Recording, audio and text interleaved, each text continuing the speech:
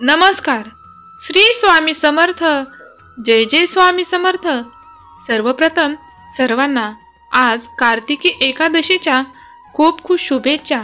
आज आपण पाहणार आहोत की कार्तिकी एकादशीची व्रत कथा. ही कथा जर तुम्ही ऐकलात तर तुम्हाला एकादशी व्रताचे फळ हे डबल मिळून तुमच्या सर्व मनोकामना पूर्ण होतात. चला तर मग पाहूयात. धर्मराज युधिष्ठिर म्हणू लागले की हे देवा, कार्तिक शुक्ल पक्षातील एकादशी बद्दल सांगा. या एकादशीचे नाव काय आहे आणि तिचे व्रत पाळण्याची पद्धत काय आहे? हे व्रत केल्याने कोणते फळ मिळते? कृपया हे सर्व तर्कशुद्धपणे सांगा. तेव्हा भगवान श्रीकृष्ण म्हणाले, कार्तिक महिन्याच्या शुक्ल पक्षातील तुळशी विवाहाच्या दिवशी येणाऱ्या या एकादशीला विष्णू प्रबोधिनी एकादशी, देव प्रबोधिनी एकादशी, देवोत्थान एकादशी आणि देव उठणी एकादशी, देवथैनी एकादशी आणि शुक्ल कार्तिकी एकादशी असेही ओळखले जाते. ही एकादशी मोठ्या पापाचा नाश करणारी आहे. आता मी आपल्याला त्यांची महानता सांगतो, ती लक्षपूर्वक ऐका. देवोत्थान एकादशी व्रत कथा. एका राजाच्या राज्यात सर्व एकादशीचे व्रत पाळले जात असे. एकादशीच्या दिवशी प्रजा चाकरमान्यापासून जनावरांपर्यंत कुणालाही अन्न दिले जात नव्हते.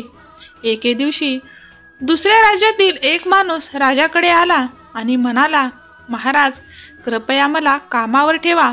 तेव्हा राजाने त्याच्या पुढे एक अट घातली की ठीक आहे, मी कामाला ठेवू शकतो, पण रोज तुम्हाला जेवायला सगळं मिळेल, पण एकादशीला जेवण मिळणार नाही.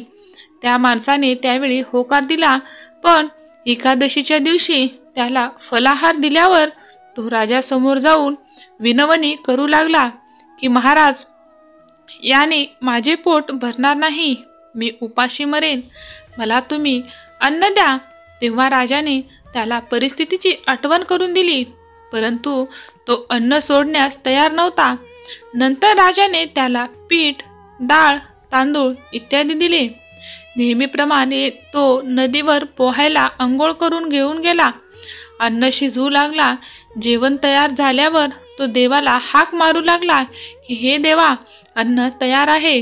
त्याच्या हाकेवर भगवान पितांबर धारण करून चतुर्भुज रूपात आले आणि प्रेमाने त्यासोबत भोजन करू लागले.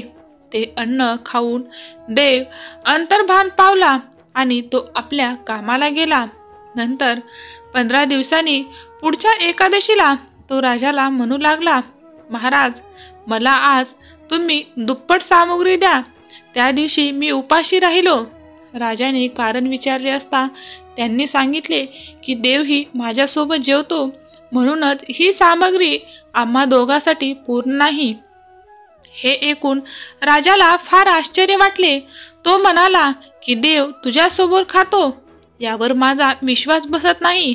मी खूप व्रत पाळतो आणि पूजा करतो, पण आतापर्यंत देव मला कधीच दिसला नाही. तेव्हा राजाचे म्हणणे ऐकून तो म्हणाला की महाराज, विश्वास बसत नसेल तर या आणि तुम्ही स्वतः बघा. तेव्हा राजा एका झाडामागे लपून बसला. त्या व्यक्तीने जेवण तयार केले आणि देवाला हाक मारली, पण त्यावेळेला देव आला नाही. शेवटी तो म्हणाला की अरे देवा, तू आला नाहीस तर मी नदीत उडी मारून जीव देईन, पण देव आला नाही. मग प्राण अर्पण करण्यासाठी तो नदीकडे निघाला. आपल्या प्राणाची आहुती देण्याचा ठाम इरादा जाणून लवकरच देव प्रकट झाले आणि त्याला थांबवले आणि त्यांनी एकत्र बसून जेवण केले. खाऊन पिऊन झाल्यावर त्यांनी त्याला आपल्या विमानात बसून आपल्या निवासस्थानी नेले. हे पाहून राजाने विचार केला की मन शुद्ध असल्याशिवाय उपवासाचा फायदा नाही. यातून राजाला ज्ञान प्राप्त झाले आणि त्यांनीही मनापासून उपवास सुरू केला आणि शेवटी त्यांना स्वर्गप्राप्ती झाली. तसेच दुसरी कथा आहे की भगवान श्रीकृष्णाची पत्नी सत्यभामाला तिच्या रूपाचा खूप अभिमान वाटत होता. तिला वाटायचे की तिच्या सौंदर्यामुळे श्रीकृष्ण तिच्यावर अधिक प्रेम करतात. एके दिवशी जेव्हा नारदजी तिथे गेले तेव्हा सत्यभामा म्हणाली, मला पुढील जन्मी भगवान श्रीकृष्ण पती म्हणून मिळावेत, म्हणून मला तुम्ही आशीर्वाद द्या. तेव्हा नारदजी म्हणाले, नियम असा आहे की जर एखाद्या व्यक्तीने या जन्मात आपली आवडती वस्तू दान केली तर ती पुढील जन्मात तुम्हाला मिळते. तेव्हा म्हणून जर तुम्ही हे मला श्रीकृष्णाचे दान दिले तर ते तुम्हाला पुढील जन्मी नक्कीच भेटतील. मग सत्यभामेने श्रीकृष्ण नारदजींना दान म्हणून देऊन टाकले. तेव्हा नारदजी त्यांना घेऊन जाऊ लागले तेव्हा इतर राण्यांनी त्यांना थांबवले. त्यावर नारदजी म्हणाले, तुम्ही आम्हाला श्रीकृष्णाच्या बरोबरीचे सोने आणि रत्ने दिलीत तर आम्ही त्यांना सोडू. मग श्रीकृष्ण एका तराजूत बसले आणि सर्व राण्यांनी आपले दागिने अर्पण करण्यास सुरुवात केली. परंतु काही करून तोल काही बसेना. ते पाहून सत्यभामा म्हणाल्या, जर मी त्यांना दान दिले असेल तर मी त्यांचा उद्धार करेन. असे म्हणत तिने आपले सर्व दागिने अर्पण केले, परंतु तरीही काहीच फरक पडला नाही. तेव्हा तिला खूप लाज वाटली. रुक्मिणीजींना जेव्हा ही बातमी समजली तेव्हा त्यांनी तुळशीची पूजा करून तिची पाने आणली.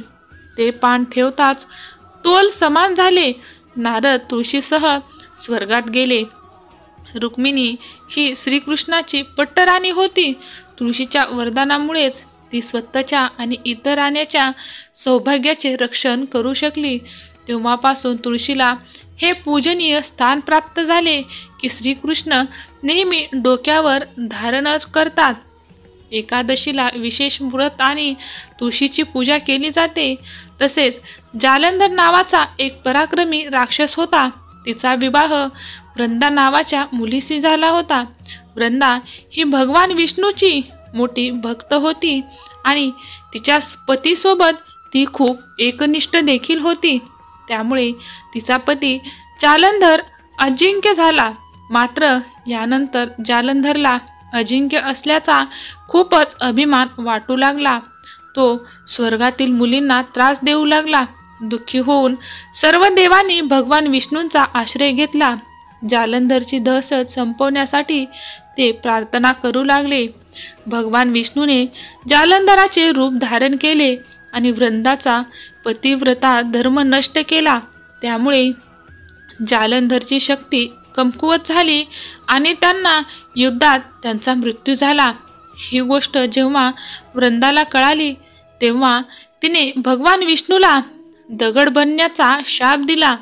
मात्र त्यानंतर इतर देवांनी वृंदाकडे शाप मागे घेण्याची विनंती केली. परंतु वृंदाबाबत जे काही घडले त्याचे भगवान विष्णूला वाईट वाटले. त्यांनी वृंदाचा शाप जिवंत ठेवण्यासाठी त्यांनी स्वतःला दगडाच्या रूपात प्रकट केले, ज्याला शालिग्राम असेही म्हणतात. भगवान विष्णूने दिलेला शाप परत घेतल्यानंतर वृंदा जालंधर सोबत सती गेली. वृंदाच्या राखेतून तुळशीचे रोप उगवले. वृंदाची प्रतिष्ठा आणि पवित्रता राखण्यासाठी देवतांनी शालिग्राम आणि तुळशीचे लग्न लावले. त्या दिवशी कार्तिक महिन्यातील शुक्ल पक्षातील एकादशी होती. ज्या एकादशीला आपण प्रबोधिनी एकादशी तसेच कार्तिकी एकादशी आणि देवउठणी एकादशी असेही म्हटले जाते. भगवान विष्णूने वृंदाला सांगितले की तू पुढील जन्मात तुळशीच्या रूपात प्रकट होशील आणि मला लक्ष्मी पेक्षाही प्रिय असेल.